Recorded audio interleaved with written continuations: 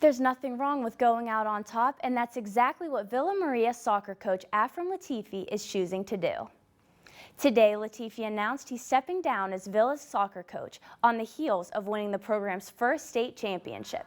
Latifi is taking an assistant coaching position for the Gannon University women's soccer program.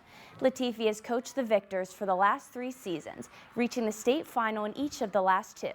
They finished runner-up a year ago and won it all in November, capping off a 23-0-2 season. Making a leap into collegiate coaching and being an assistant coach obviously helps out my resume and making sure that my goal is obviously to coach collegiate level and become a head coach someday. I spoke to them today, and we basically made sure that they had to follow their dreams, whether it was soccer, whether it was the academic part, making sure that you're doing what's right for you, and that's basically what I'm doing right now. And I will follow them throughout the year because they are family to me, and I'll always be there for them, but just in different aspects of the game, and maybe recruiting a couple of them to play at the next level. So hopefully that will be the next challenge.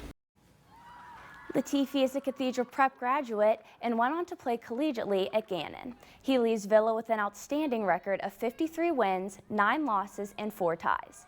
The program will begin a search for a new head coach immediately. The Bayhawks have added a big piece to their roster in form of 6'10" forward Adrian Payne.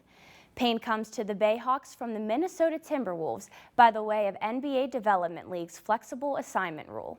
Since the T-Wolves are not directly affiliated with a single D-League team, they are allowed to assign players to the D-League regardless of an affiliation. The Bayhawks are affiliated with the Orlando Magic. As for Payne, he appeared in 30 games with Minnesota this season, averaging 2.7 points per game and 2 rebounds per game, averaging 9.5 minutes per contest. The Bayhawks are back in action Wednesday in Toronto against the Raptors, 9:05. Villa Maria graduate Kayla McBride is one of 25 finalists to make the United States national team for women's basketball, which will be whittled down to 12 in the 2016 Summer Olympic Games in Rio de Janeiro. McBride will take part in the U.S. National Training Camp next month in Connecticut. She missed much of last season in the WNBA with a recurring foot injury suffered while playing internationally. The Summer Olympic Games begin August 5th and run through August 21st. No update on Erie Otters center Kyle Pettit, who is out with an upper body injury. According to the Otters broadcaster Aaron Cooney, Pettit was scheduled to have an MRI today. Meanwhile, former Otters Connor McDavid has been cleared for contact and should return to the Edmonton Oilers following the All-Star break. He is expected to play February 2nd. McDavid has been out since fracturing his collarbone November 3rd against the Philadelphia Flyers. The organization has decided to send McDavid to the AHL affiliate in Bakersfield, California, but only to practice. He will not play in any games. In 13 games in his NHL career, McDavid has 5 goals and 7 assists. That's all for sports. Have a good night. Ben Roethlisberger was back in action for the Steelers today after Landry Jones was hurt on just the 2nd play of the game. After taking a 21-3 lead at the half, the Steelers continued to dominate the field throughout the rest of the game, coming off with a 30-9 win. Summer isn't quite over yet, but those hot August temperatures have gone away, bringing us into a cool September for fall sports and boys soccer. I'm Carly.contraguerro here at Heinz Field for the Browns versus the Steelers. We'll have the highlights and postgame coming up in sports. The Huskies will try to make it 4 in a row tonight against General McLean. Reporting from Harbor Creek High School, Carly.contraguerro, JET-24 Action Sports. Reporting from Heinz Field, I'm Carly.contraguerro, JET-24 Sports. It's week 9 of high school football, but for Cambridge Springs and Iroquois, it is a battle for the Region 2 championship.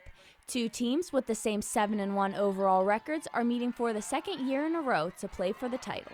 Last season, Cambridge Springs brought home a 36-23 win, but this year, Iroquois is looking to take advantage of having home field for the match. We need to be able to just have that battle with them, and if they score, we need to be able to come back and score. We can't get down, we can't get too down or too low. We just need to play 4 full quarters of football, and as always, not turn the ball over. We knew eventually when it came to this game, it very well could be for exactly what it is. It's for all the marbles this year for the Region 2 title again, and it actually came down to the same thing last year. And so we're looking forward to a challenge. This game is a showdown between two of the best offenses in the district. While the coaches have done everything they can to prepare during practice, it is up to the players on the field to deliver during the game. Coaches have been pushing us hard. We haven't lost focus. We've just been fundamentally sound, and that's what you need to do to win those games. We're in the weight room. We keep our, strength, and we got to come out strong, just like we do in practice. Kickoff from Iroquois High School is at 7 o'clock. Carly.contraguerro, WJET-TV, Action Sports.